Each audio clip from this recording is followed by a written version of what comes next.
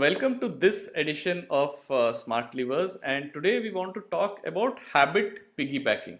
What is habit piggybacking all about, Ramadan? Yeah, so we all want to pick up new and exciting habits. For some people, just getting reacquainted with reading every day could be a habit. And for some others, it could be that I want to read books, and that is my habit that I desire. And for others, it could just be go out and get some sun every day. You want your vitamin D. So we all like our habits, but whenever we try to incorporate a new habit, our budget is already full. So we only have so much time, we only have so much attention. Money is not so much involved in this equation. It's just a question of where will this habit really fit in into our lives? And this is a big mistake that a lot of people make when they want to create new habits. So it's a classic reason why your New Year resolution will fail because there is no system behind it. And so, what we advise people is to really think about taking a new habit, a new routine that you want to do. And we've done past episodes on things like tiny habits and the habit loop. So once you've done that and you've designed your habit, where is it really going to fit into your daily time budget?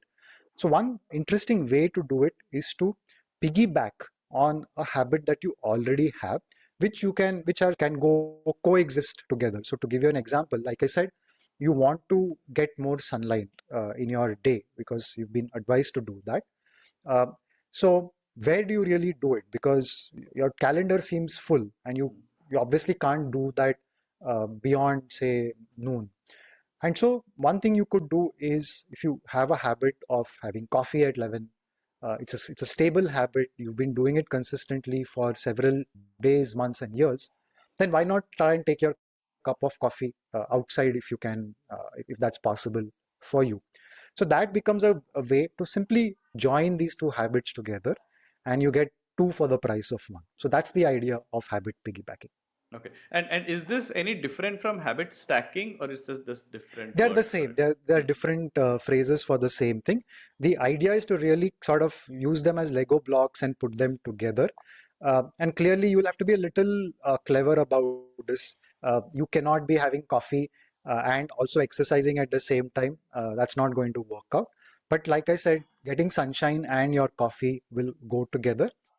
And another interesting way of habits piggybacking or stacking is like you are on your treadmill and you're a little bored. You can listen to a podcast or you can listen to our smartcasts and smart levers while you are on that treadmill. So essentially, you pick out something that you can tie in with what you already do instead of looking at as one more part of your calendar that you now have to adjust and to make time for.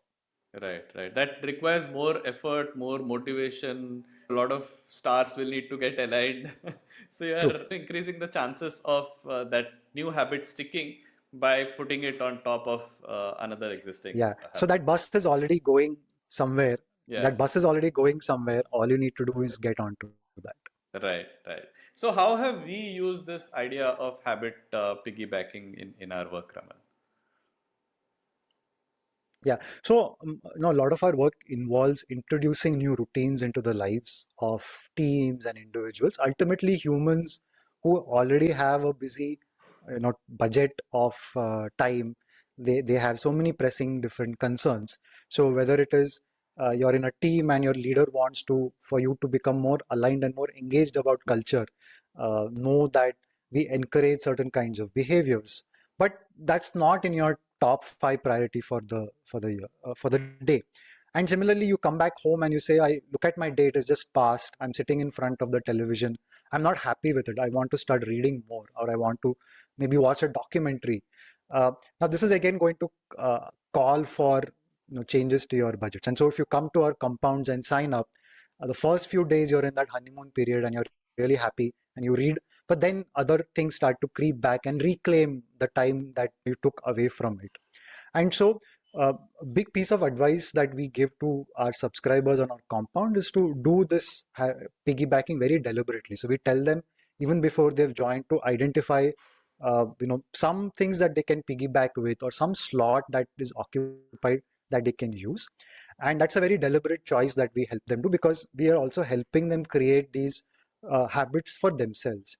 But in the case of something like the culture diet that we've spoken about in a past episode as well, wherein we want to give pieces of information, nudges to people within a team to understand their culture or to be more curious, we do it in a more subtle fashion. We will pick something that is already part of their life. So in many cases, they have interactions that there are meetings that happen, there are all hands that happen, there are channels where people have set aside, say, 5 to 5:30 for just the whole company to come together for virtual cup of tea.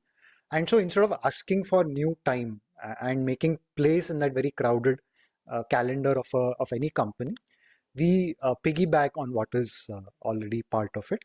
And so these are two ways in which you can deliberately or subtly use the concept of routine stacking or habit stacking or ritual stacking, if we were to expand it, for it to make a new habit sticky. Right. So essentially, what we are saying is it's more about the piggybacking. You know, use what is already working. See if something can be added to that. Works, you know, perfectly in the case Yeah, of habits.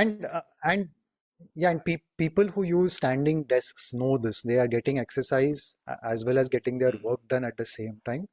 And if you also have the luxury of sitting in a place where you have sunshine for half an hour, then you can have three things at one go. So it's really a question of designing and being deliberate about that design, so that you have suddenly, you've got more out of those 15 minutes or that 30 minutes. And so, how should uplevelers be thinking about this smart lever in their toolkit? How can they use it for themselves? How can they use it for others? I think we've spoken about how they can use it for themselves. Let's speak about how they can use it for others, for their team.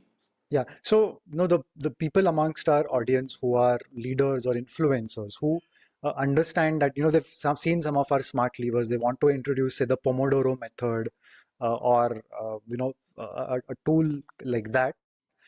Big challenge is always to introduce something new. You know it's good for your team. You are a big fan of it, but uh, convincing and persuading people is always difficult.